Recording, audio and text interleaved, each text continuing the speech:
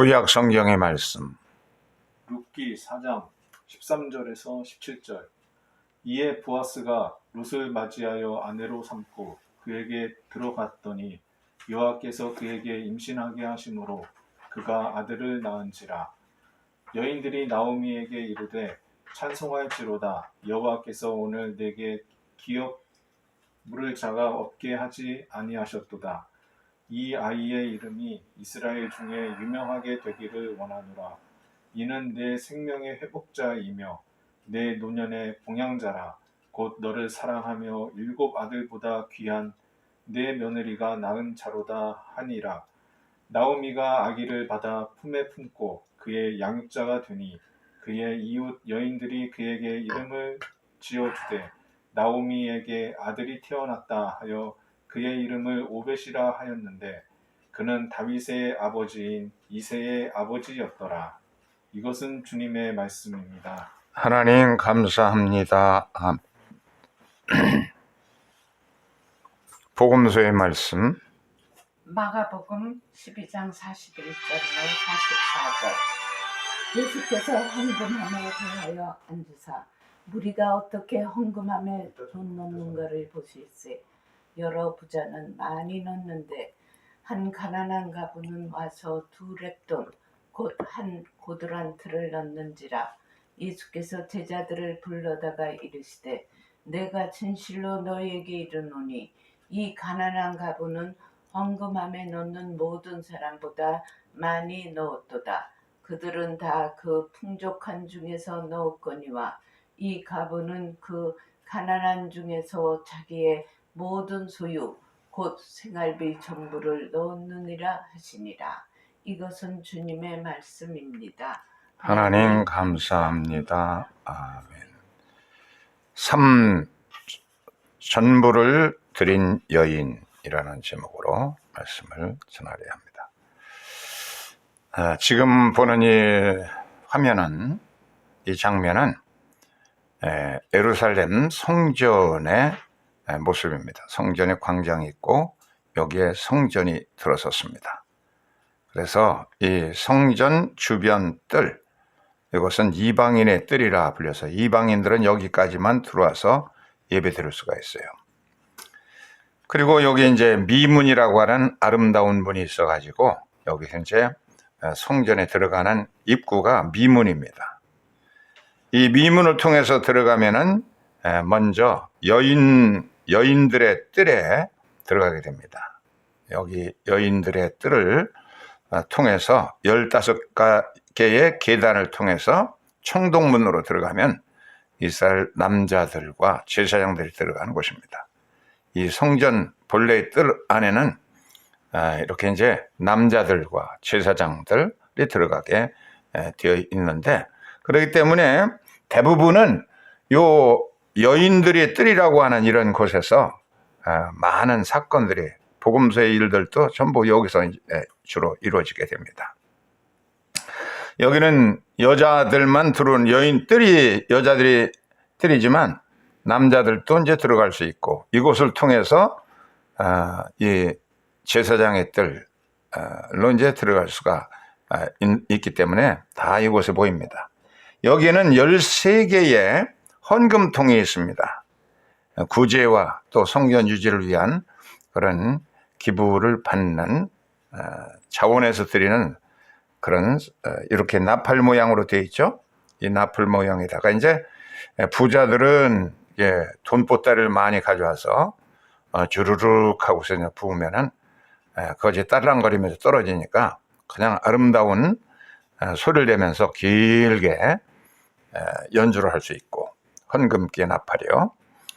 그리고 가난한 어떤 과부는 가진 것이 전 재산이 2 렙돈, 500원짜리 한 2개 정도 되는 돈밖에 없기 때문에 그것을 넣으니까 땡그랑 땡그랑 떨어집니다. 이 헌금하는 장면을 예수께서 건너편에서 유심하게 지켜보시고서 제자들에게 말했습니다.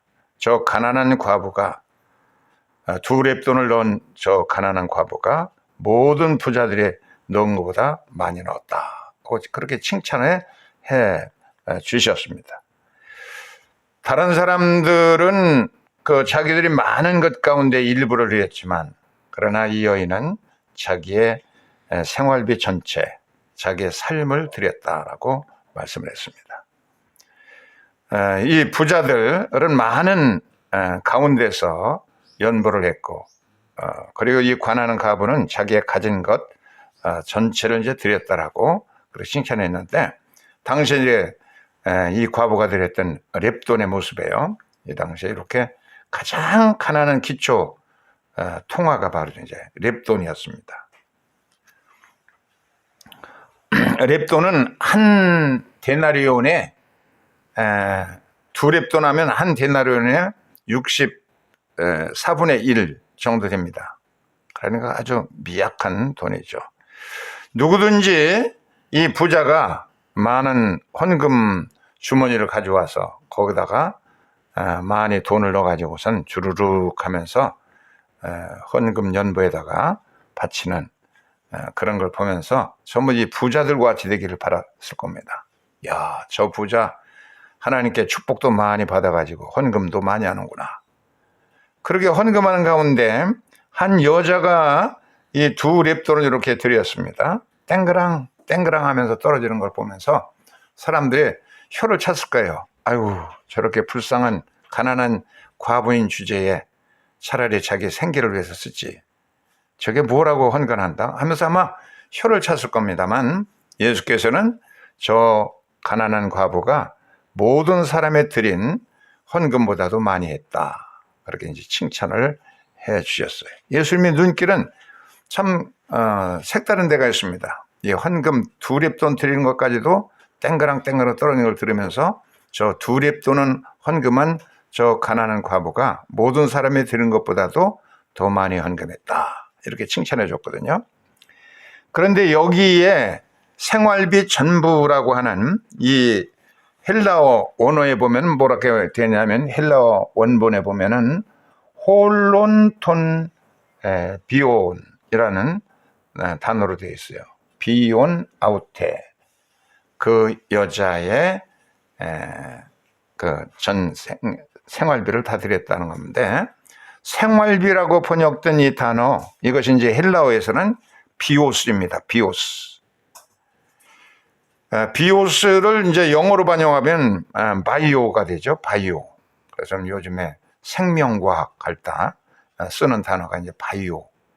아주 굉장히 바이오라는 말이 많이 이제 요즘에 사용되죠.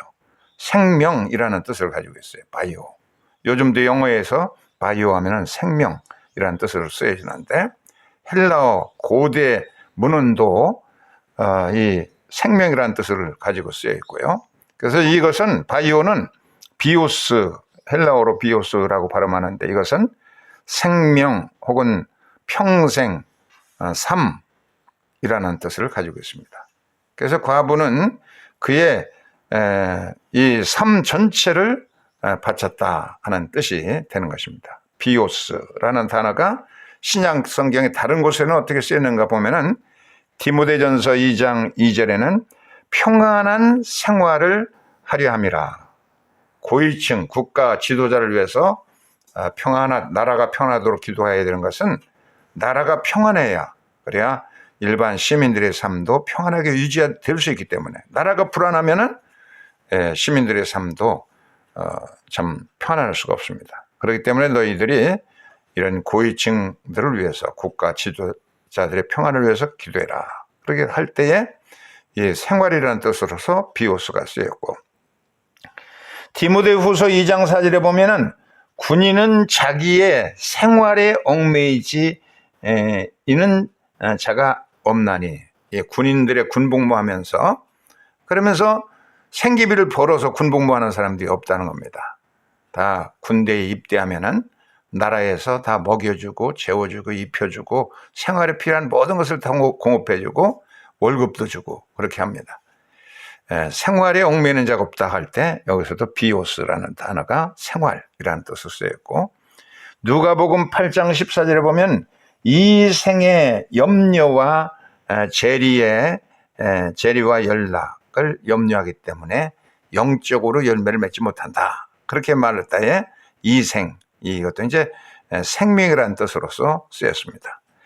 이렇게 신약 성경에도 비오스라는 단어가 생명 혹은 생활, 삶이라는 뜻으로 쓰였다는 겁니다. 그러니까 그 여자가 자기의 삶 전체를 드렸다라고 이제 번역할 수가 있다는 것이죠. 오늘 예수께서 그의 삶 전체를 드렸느니라 하고 예수께서 말씀하신 것입니다.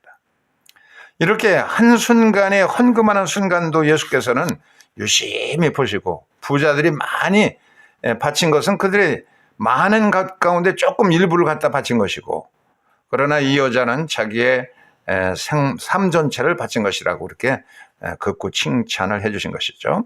솔제니친이 노벨상을 받은 수상작이 있습니다. 이 사람이 솔제니친인데요. 러시아의 작가인데 구소련에서 추방되었던 인물이죠. 솔제니친이 노벨 문학상을 받은 그런 작품은 그 작품 이름이 뭐냐면 이반 데니소비치의 하루라고 하는 작품입니다. 노벨상을 받은 그 해에 이것이 한글로도 번역되어서 그 당시 대학생이었던 나도 이것을 읽어보고, 이게 이제 단편이기 때문에 쉽게 읽을 수가 있어요. 러시아의 작가들이 되게 그 작품들이 굉장히 길고 그렇기 때문에 지루해서 참 한번 읽으려면 굉장히 힘든데, 이 솔제니치는 단편을 가지고 노벨상을 이제 받게 되는데, 이반 데니소비치에 나오는 인물들을 보면은 이반 데니소비치가 나오는데, 이 사람은 편지가 검열되어 가지고 거기에 스탈린에 대한 언급이 나오는데, 이 스탈린을 좀 이제 가볍게 묘사하는 장면을 편지에 썼다 해가지고 사상범으로 걸려가지고서 10년형을 받고 감옥생활을 하게 됩니다. 또 페츠코프라고 하는 사람은 고위 관리였기 때문에 그런 감옥에 들어오게 되는데, 부자로 살다가 그 형무소에 밥을 먹으려니까 견딜 수가 없는 어려움을 겪고 있습니다. 또 안드레이라는 사람이 있는데, 이 사람은 아버지가 분홍이어서 부르주아로 걸려가지고서는 이제 감옥 생활을 하면서, 이 사람이 이제 그 감방 작업반장 역할을 합니다. 그리고 체자리라고 하는 사람이 있는데, 영화 감독인데 사상이 좀 불순하다 해가지고서는 감옥에 이제 오게 됩니다.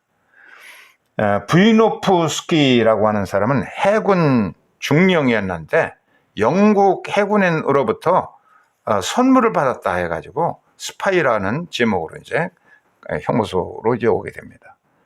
또 세니키라고 하는 사람은 길을 잘 듣지 못합니다. 그래서 대답을 빨리빨리 못하기 때문에 감옥 생활을 하게 되는, 3번 탈옥했다가 그때마다 이제 검거됩니다. 코프치크라고 하는 사람은 이 적군에게 음식을 줬다는 제목으로다가 이제 형무소에 오게 됩니다. 그런데 이렇게 저마다 그냥 뭐 일 같지도 않은 것 때문에, 아버지가 잘 살기 때문에 또 적군으로부터 선물을 하나 받았다는 제목 때문에 스파이로 몰린다, 이렇게 가지고 감옥 생활을 합니다. 그런데 그 가운데 이제 알리오샤라는 크리스찬이 있어요. 이 사람 무슨 제목, 변변한 거 제목이 없어요. 그냥 끌려온 겁니다. 25년형을 받았어요, 이 사람은. 그런데 이 사람은 마치 감옥에 오고 싶어서 안달난 사람처럼 감옥 생활을 아주 매우 기쁘게 하고, 그리고 감옥에 있는 남들이 하기 싫어하는 귀찮고 힘들고 지저분하고 더럽고 일을 돈 맡아서 다 하고, 환자 하나 생기면 그 환자를 위해서 심하게 밤새껏 간호해주고, 자기의 음식까지도 그 사람에게 주고, 또 배고파하는 사람에게는 늘 자기의 양식을, 빵을 이제 나눠주고, 그러면서는 그냥 마치 이 사람은 하나님이 그 파송한 그런 사도나 혹은 무슨 예언자나 선교사 같이, 그런 그냥 늘 기쁘고 즐겁게 그런 25년 동안의 그 형무소 생활을 이제 해나가는데, 이 알리오샤를 통해서 이 솔제치는 많은 감동을 받죠. 모두가 다 억울해합니다. 내가 뭐 족보낸 때 손수건 하나 선물 받았다는 제목 때문에 난 들어왔다. 아버지가 부자라는 제목으로 난 들어왔다. 다 이제 억울하고 속상해하면서 참 지옥 같은 생활을 하는 거예요. 그런데 이 알료샤는 마치 하나님이 보내신 것처럼 하나님이 보냄받은 선교사처럼 감옥 안에서 동료들에게 늘 기쁨을 주고 힘들어하고 어려운 일은 자기가 전부 도맡아서 하고 이렇게 극진하게 돌보기 때문에 모두 이 사람을 보면 그냥 보기만 해도 이제 기뻐하는 그런 존재이고, 결국은 이 다른 그 안병동이라는 긴 그 소설을 나중에 썼는데 거기 보면은 이 알류샤가 크리스찬이면서 의사였습니다. 그래서 위암에 걸려서 죽어가는 솔제니친을 극진하게 돌봐서 이제 살린, 당국에서는 되도록이면 환자를 죽이라는 지령이 내려왔는데 그 명령을 거부하고 솔제니친을 어떤 그 마취제도 없이 밤새껏 수술해 가지고서 살려줘요. 그리고 자기는 죽습니다. 그래서 솔제니친은 이 크리스천을 통해서 예수 그리스도를 발견하고 그의 못다한 삶을 크리스천으로 이제 살아가는 삶을 살고, 그 솔제니친은 거기에서 러시아 사람들이 암을 고치는데 무슨 착한가 하는 그런 그 버섯이 있죠. 차크 버섯인가 하는 그런 버섯이 암 치료에 좋다는 글을 써가지고 한국에도 이제 소개된 그런 적이 있죠. 이 솔제니친이 이렇게 그 크리스찬 의사의 지극정성으로 수술을 받고 치유받아가지고 예수 그리스도를 만나고 그 의사가 다 못한 크리스찬의 삶을 이 솔제니친이 이제 살아가게 되는 그런 얘기를 섞고 있습니다. 그러면서 이반 데니소비치의 하루라고 하는 단편 소설의 마지막 문장만 생각나는데 어떻게 끝나냐면 10년형을 모두 마쳤는데, 근데 추록하면서 그 10년 동안 365일이 10년이니까 3650일이잖아요.